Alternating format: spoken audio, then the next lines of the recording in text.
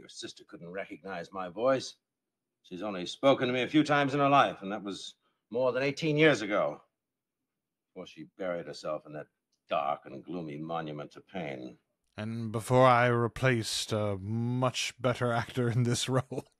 God, I'm so catty. I don't mean that. So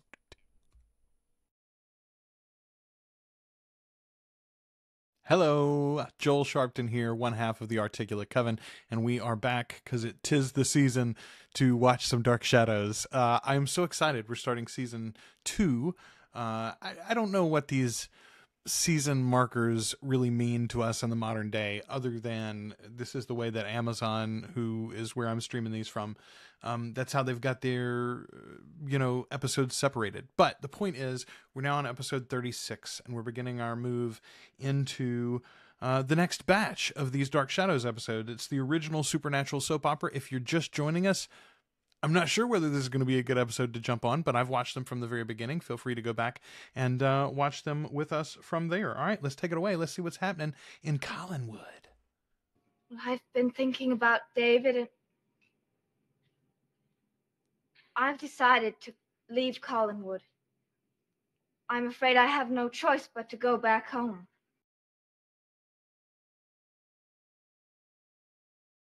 Go ahead and grin, you ghoul.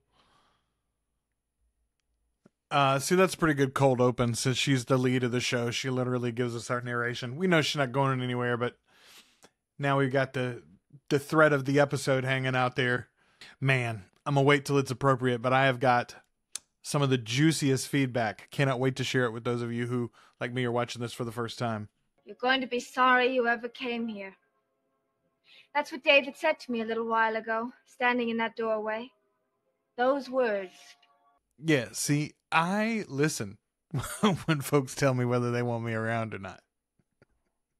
Especially when they're little creepy-ass demon children. So you're afraid of him, too? Yes. Oh, there have been times when I've wondered if I was wise bringing a stranger here, but... Well, now, what I'm trying to say, Miss Winters, is that I don't think of you as a stranger. Not anymore. I would hope not, Elizabeth.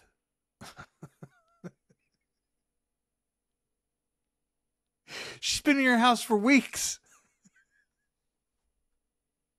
I don't think of you as a stranger anymore. Bite it. I want you to stay. Why do you want to keep me here? Because I choose to do so. It's not just David, is it?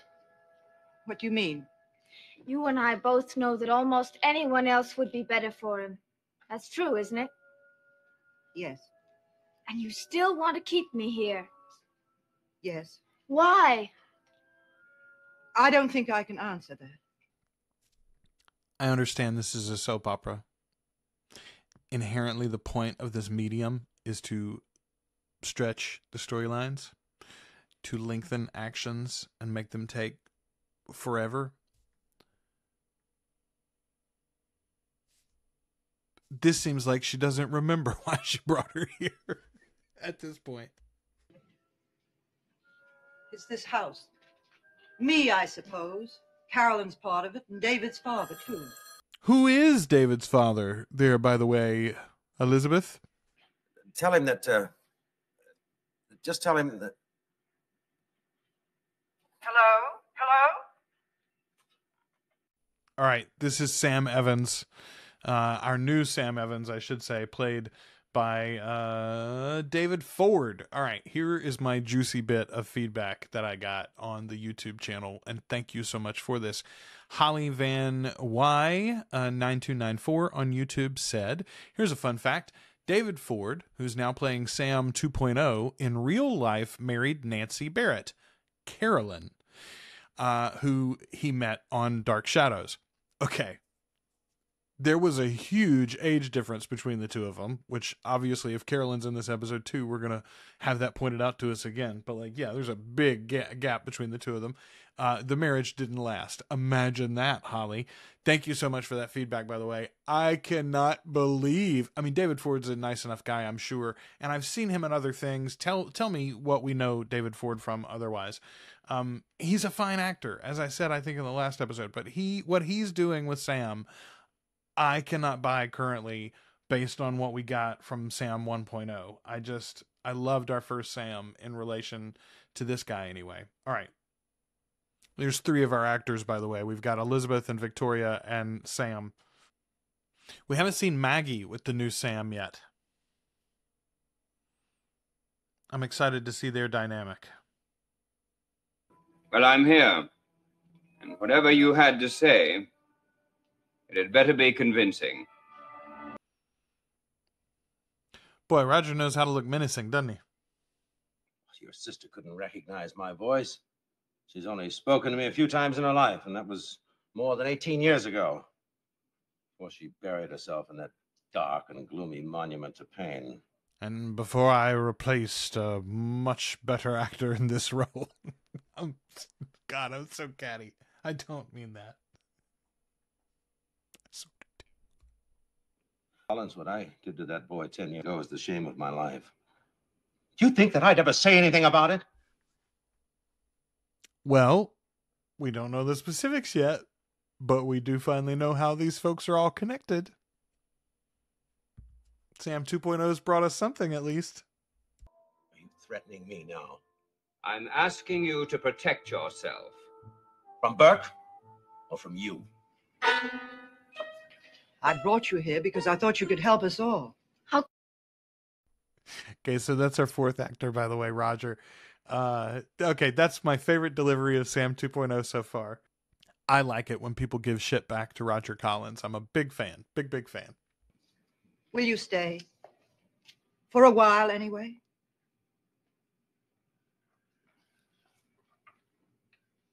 All right.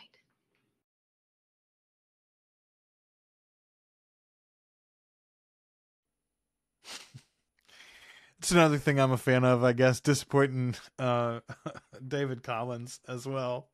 Mrs. Stodden, I think I'd like to go into town for a while, perhaps to a movie. If you wish. Okay, they're getting lost in the time here. This is literally the same night that Joe came over drunk. This is all the same night.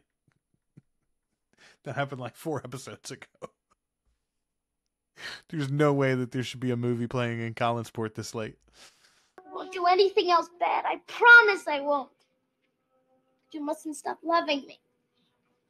You're my family. How could I stop? Easily enough, Liz. Just look at the boy and realize what he is. Roger Collins here with a quip. Just look at the boy and realize what he is. Where's the rest of our happy group? Carolyn's in her room and Miss Winters went into town. And I think you should go to bed. You heard the mystery. Carolyn's not going to be in this episode because there's already 5 of you that have been on screen so far. David was our 5th.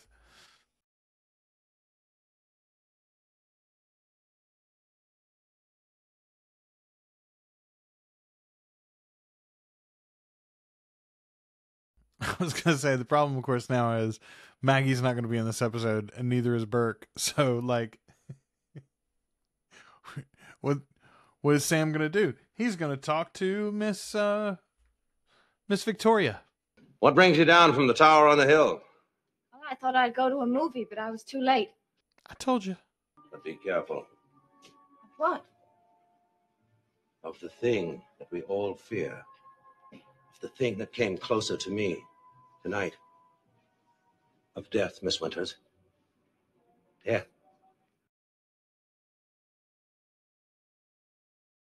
Well, that was one of our excellent transitions. All right, so Sam is deathly afraid of our boy Roger here, and Roger's made it pretty clear that he should be, honestly.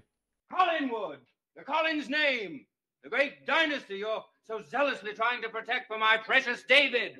It might disappear, Liz. It might vanish from the face of this earth, and you would never even know. I'm going to say Roger had one too many sherries there.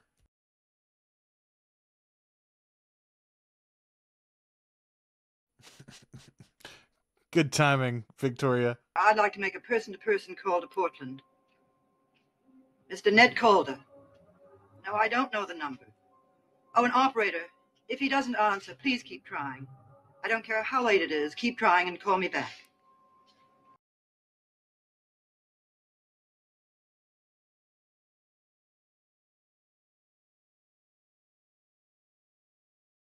Weird ending to that episode. I do love this angle on the staircase, though.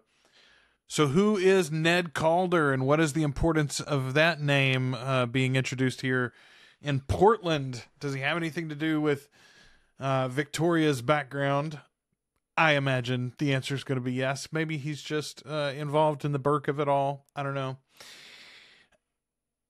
As our announcer says hello here, I'll say stay tuned for episode 37 and 38. They'll be coming up wherever you're watching this. If you're watching them on YouTube, don't forget that the next batch is ready on our Patreon, articulatecoven.com/join. $2 or more a month gets you access to everything we do early and ad-free. Stay tuned.